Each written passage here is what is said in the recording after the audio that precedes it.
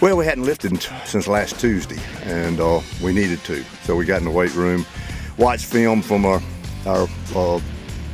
practice in Brawley from Saturday,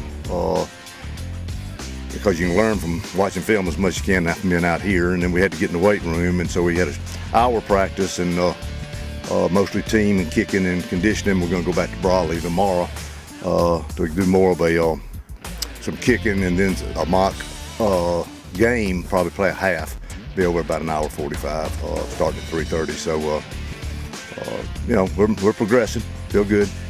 I can tell you what jumped out at me yesterday. Lee Mayall had an unbelievable day yesterday. He made some unbelievable catches, but I know Quad Freeman has made a move at middle linebacker to back up Gabe Poe. He has torn ligaments in his thumb, so he'll have to play with a cast, but he's done that before. He'll have it operated on Thursday and be back with us Monday.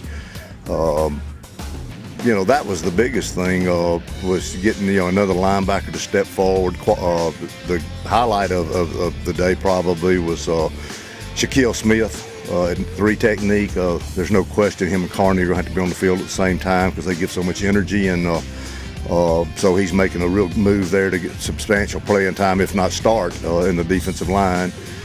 We held Dimitri Orr a little bit, and I thought Willie Bland did a lot better than he's been doing at the stadium. He seemed to turn it up a little bit, and so we got guys making moves, and that's good.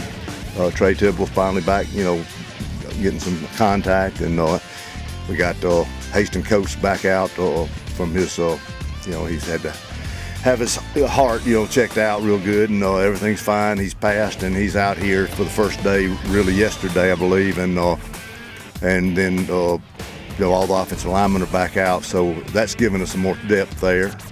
All the wideouts that had hamstring are back out, so we're probably healthier right now than we've been, after the first 2 days we started.